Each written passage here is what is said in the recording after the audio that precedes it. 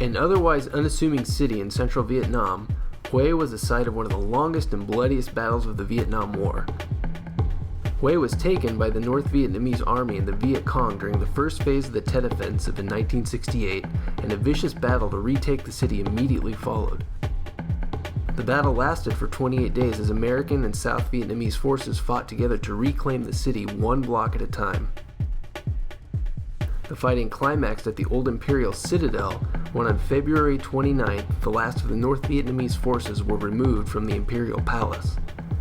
Both sides incurred heavy losses during the battle, and by the time it was over, most of the city had been destroyed and more than 5,000 civilians were left dead.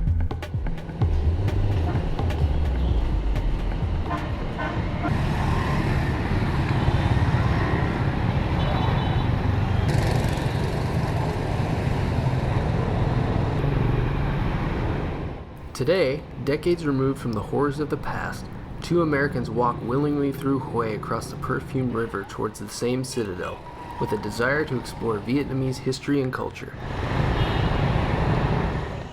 Aww. So we're here outside of the Imperial City in Hue. Finally made it, and it's very hot out today. Almost Bangkok hot. Still hot. So we're just taking a breather before we go in. How much? $210 for both? Yeah. Ah, okay.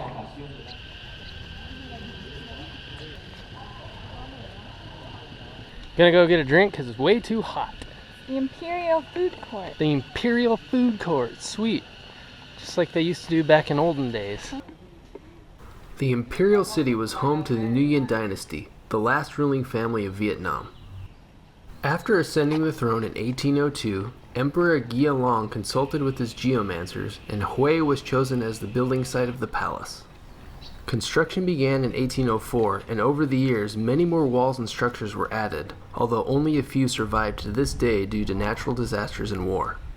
In 1993, the city was made a UNESCO World Heritage Site, and the buildings that still remain continue to be restored and preserved. So we're here wandering around the Imperial City, and the walk over here was a little more intense than I thought it was going to be, with all the cyclo drivers and people trying to sell us stuff.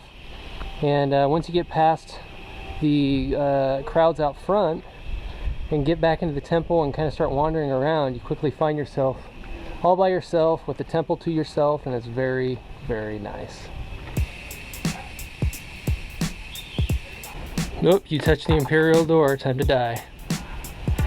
This is Lynn, always likes to be annoying and go places she's not supposed to go, and otherwise not follow rules and get in trouble. I don't think we're supposed to be back here. Let's go anyway. Let's go.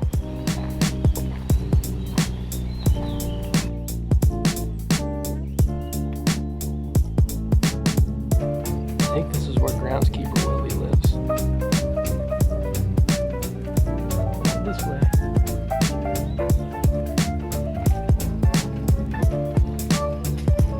Oh, I see.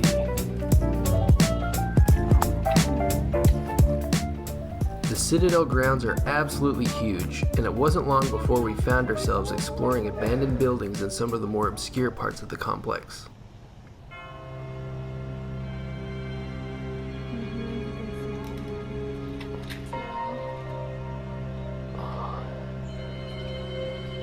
So wandering around, looks like we found some stairs that lead up, and we're gonna go check it out.